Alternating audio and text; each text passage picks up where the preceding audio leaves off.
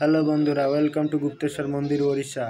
তো তোমরা সবাই কেমন আছো বন্ধুরা? আশা করি ভালো আছো। আর দেখতে পাচ্ছ আমি রাত্রি বাবার মাথায় জল ঢালতে যাব বলে জল নিয়ে দাঁড়িয়ে আছি।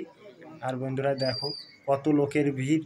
তো আগেও যাওয়া যাচ্ছে না, এই লাইন টেনে আমার আগে যেতে হবে বাবার কাছে।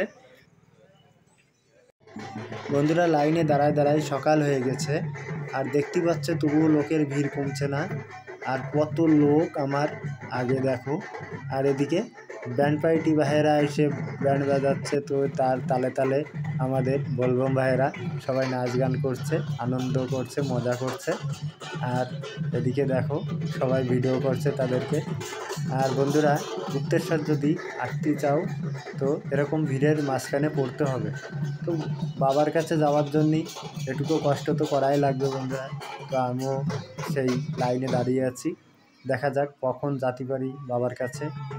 তো আমি দাঁড়িয়ে আছি বন্ধুরা মিনিমাম 1 কিলোমিটার আগের থেকে রাত্রে। আর এখনও এই বাজনা শুনছি, তার তালে তালে সবাই মজা নিচ্ছে, আমি দেখছি আর আগাচ্ছি ধীরে ধীরে। তো বাবার কাছে দেখা যাক কখন যেতে পারি বন্ধুরা। তোমরাও দেখো কত সুন্দর এরা তালে তালে নাচছে, মজা করছে।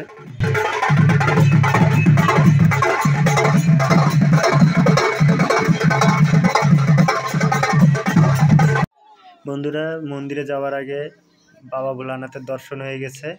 আর বন্ধুরা দেখো লোকের ভিড় মোটে কমছে না। আমরা লাইন টেনে টেনে এই কে বলে মন্দিরের সিঁড়ির নিচে যে ছালনাটা আছে ওখানে দেখা যাচ্ছে, ওইটুকুই আইছি।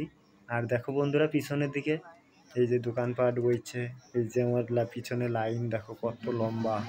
তো বন্ধুরা এখন প্রায় বাজে 8টা, আর আমি আইছি এটুকুই এগোতে পারছি। তো বন্ধুরা ফাইনালি আমি জল ঢেলে চলে আইছি। তোমাদেরকে আমি ভিডিও করে দেখাতে পারিনি এই কারণে, দেখো বন্ধুরা সিঁড়িতে কত লোকের ভিড়। তো তার ভিতরে ভিডিও করা অসম্ভব হয়ে গেছিলো, তো আমি ভিডিও করতে পারিনি। আর ওখান থেকে আমি এই যে জল ঢেলে বাবার মাথায় চলে আইছি। এখন আমার খুব ভালো লাগছে যে আমি বাবার মাথায় জল ঢালতে পারছি। আর আমি এনে দাঁড়িয়ে আছি, আমার পিছনে আমার ভাইরা আসতেছে, তারা একটু লেটে পড়ে গেছে জল ঢালার জন্য। তো তারা বাবার মাথায় জল ঢেলে এগোচ্ছে, তো তাদের জন্য আমি অপেক্ষা করতেছি। তো বন্ধুরা দেখো আমি ওখান থেকে চলে আসলাম নেমে নদীর কূলে। তো গুপ্তেশ্বর মন্দিরে আসলে পরে পাশেই নদী পাবেন, এরকম জল বেরোচ্ছে দেখো পাথরের ভিতর থেকে। এত সুন্দর দেখা যায় এই জায়গাটা, কি বলবো। তোমরা যদি না আসো এই দৃশ্য দেখতে পাবে না। গুপ্তেশ্বরে আসলে পরে বাবা ভোলানাথের দর্শন করার পরে এই জায়গা অবশ্যই আসবা।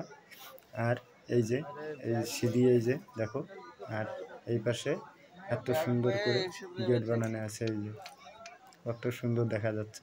তো বন্ধুরা আমি ভিডিওটি এখানে শেষ করলাম।